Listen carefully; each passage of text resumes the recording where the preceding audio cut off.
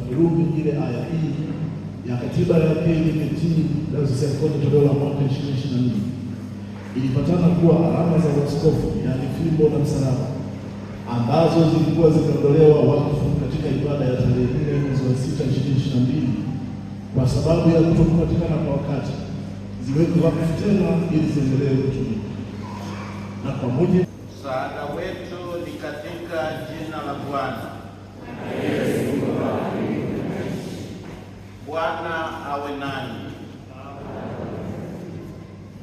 Malaika wa Bwana anasema katika Timotheo wa kwanza mlango wa 4 mstari wa 4 hadi ule wa 5, kila kinachotakaswa kwa neno la Mungu na sala utakasika. Tuombe.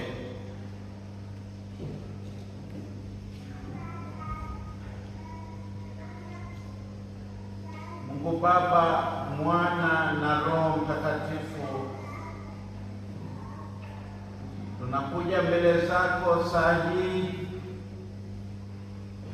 ambayo ni mahususi, Mungu, kwa ajili ya kuweka wakfu vifaa hivi ambavyo hapo awali wakfu wake uliondolewa kutokana na changamoto ambayo kanisa lako KKKT Dayosisi ya Konde ilipitia. Tunakuja mbele zako Mwenyezi Mungu tukikuhitaji, kwanza unitakase mwanao, unibariki mwanao, uniwezeshe ili kazi hii inayokwenda kuifanya iwe ni kwa utukufu wako Mungu na wala si wa kibinadamu. Pale ambapo kanisa lako na pale ambapo watumishi waliokabidhiwa ofisi hii tunapokwenda tofauti na mapenzi yako, tunaomba utusamehe, maana utukufu wako ewe Mungu unaondoka.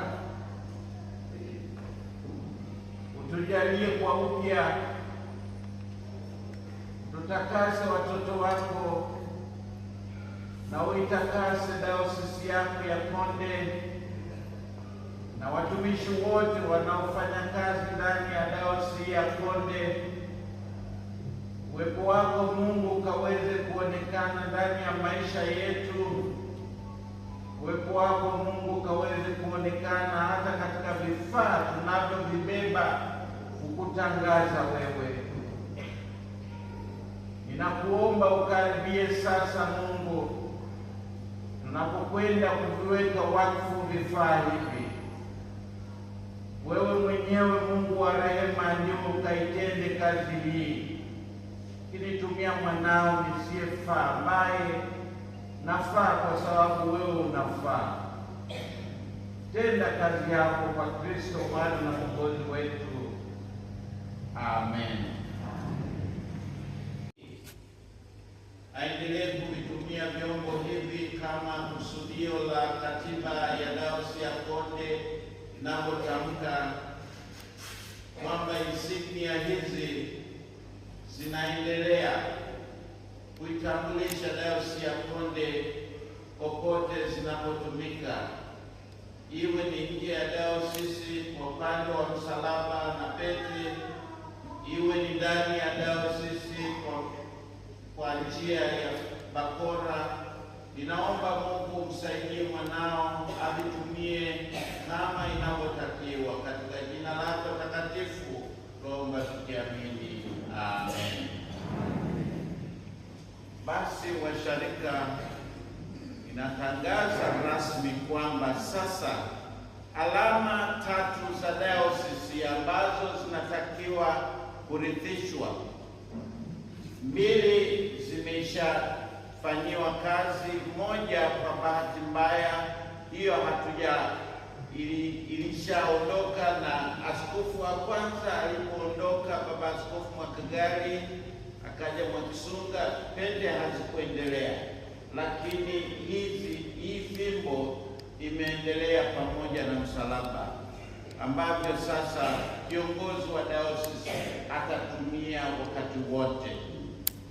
Fimbo iliyokuwa imewekwa wakfu wakati ule imefungwa rasmi, itakaa kama chombo cha historia ya Dayosisi ya Konde. Asanteni sana, naomba sasa tukae. Yangu naitwa Yubilati Luigisio Chaula, ni msharika wa makao makuu hapa Cathedral KKKT Tukuyu mjini.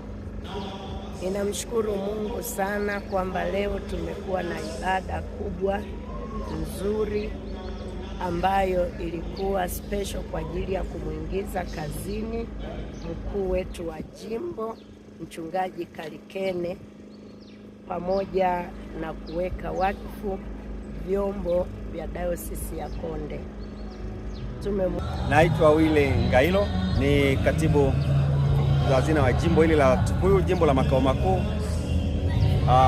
Tunamshukuru Mungu sana kwamba ibada ya leo ya tarehe 1 Februari 2026 ambayo imekuwa ni ibada ya kidayosisi na imeambatana na matendo au matukio makubwa mawili. Tukio la kwanza lilikuwa ni la kurejeshea wakfu vifaa vya uaskofu ambavyo viliondolewa wakfu kwa sababu ya changamoto iliyotokea kwenye dayosisi yetu ya Konde kwa uongozi wa awamu iliyopita, na hivyo ilikuwa ni tukio la kihistoria na la kipekee sana